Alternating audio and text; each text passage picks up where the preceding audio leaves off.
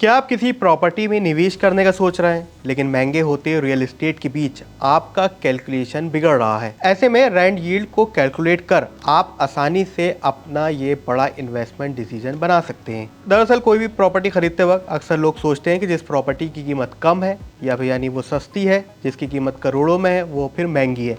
लेकिन निवेश की दुनिया में ये हकीकत नहीं है, ये पूर्ण सत्य नहीं है। ऐसे में समझते हैं कि रेंट यील्ड की कैलकुलेशन से कैसे आप ये तय कर सकते हैं कि आपका ये निवेश चाहे वो महंगा है या फिर सस्ता है, आपके लिए फायदे का सौदा बन सकता है। तो सबसे पहले रेंट यील्ड के फॉर्मूले का मतलब जान लीजिए, यानी आपकी प्रॉपर्टी साल भर में आपको कितना किराया कमा के दे रही है और इसकी कीमत इसके मुकाबले कितनी होगी, यानी कमाई और कीमत को डिवाइड कर इसका फैसला किया जाता है। फॉर्मूले की बात करें तो ईयरली रेंट को डिवाइड किया जाएगा एसेट वैल्यू से और इसको फिर 100 से मल्टीप्लाई किया जाएगा। इसके बाद जो परसेंटेज आती है वो ही रेंट यील्ड होती है।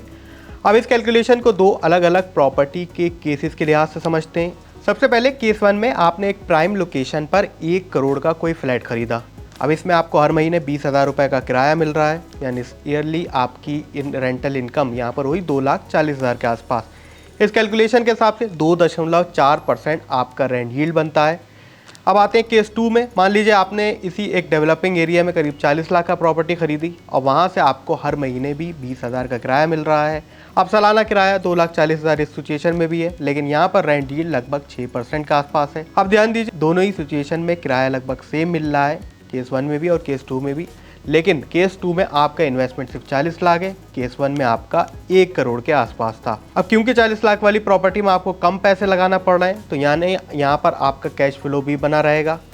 ऐसे में 1 करोड़ वाली प्रॉपर्टी आपको महंगी पड़ सकती है अगर आप रेंट यील्ड के हिसाब से देखते हैं। अब यहाँ पे आरओआई यानी आपका रिटर्न ऑफ इन्वेस्टमेंट कितना मिलता है, तो यहाँ पे 40 लाख वाली प्रॉपर्टी में आपका 16 से 17 साल में आपका पैसा वापस आ जाएगा, जबकि दूसरी प्रॉपर्टी में लगभग आपको 40 साल लग जाएंगे। तो कुल मिलाकर रेंट यील्ड से अगर आप किसी प्रॉपर्टी का फैसला करने वाले हैं तो बड़ा नियम जो मार्केट में चलता है उस हिसाब से तो 2 से 3% की रेंट यील्ड एक्सपेंसिव मानी जाती है, यानी जो प्रॉपर्टी आप खरीद रहे हैं वो महंगी होगी। जबकि अगर आप बेस्ट पॉसिबल सिचुएशन में जाते हैं तो यहाँ पर रेंट यील्ड 5 से 7% होनी चाहिए। ये चीप या फेयर वैल्यू है जहाँ पर आपका निवेश अच्छा माना जा सकता है। हालांकि कैपिटल एप्रिसिएशन इसमें ज़्यादा बड़ा रोल अपनाता है। अगर आपकी रेंट यील्ड अच्छी है तो आपका अच्छा खासा पैसा आता रहेगा, कैश फ्लो बना रहेगा। लेकिन ओवरऑल अगर आप कोई बड़ा इन्वेस्टमेंट डिसीजन ले रहे हैं तो रेंट यील्ड ही एकमात्र सॉल्यूशन नहीं है, एकमात्र कारण नहीं होगा जिसमें आप इस बड़े डिसीजन को लें। सबसे पहले आपको प्रॉपर्टी के हालात भी देखना होंगे, इसमें मेंटेनेंस पे आपका कितना खर्च हो रहा है, क्योंकि अगर आपका ज़्यादा खर्च मेंटेनेंस पे होगा तो ओवरऑल जो आपका इफेक्टिव रिटर्न है वो प्रभावित हो सकता है, आपके पैसा कम पड़ सकता है,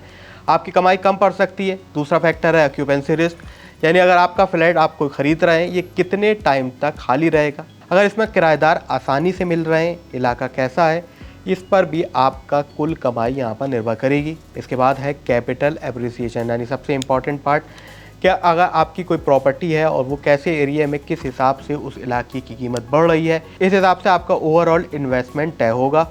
तो ऐसे में अगर आप कोई बड़ा डिसीजन ले रहे हैं तो चमकता हुआ फ्लैट या फिर कोई आलीशान प्रॉपर्टी नहीं खरीदें, बल्कि इस पूरी कैलकुलेशन को लगाएं कि आपकी रेंट यील्ड कैसे बन रही है, कैपिटल एप्रिसिएशन कैसा है, फ्लैट की कंडीशन कैसी है, और इसके बाद ही कोई आप फैसला लें। हमारी वीडियो और हमारी जानकारी कैसी लगी हमें कमेंट सेक्शन में ज़रूर लिखें।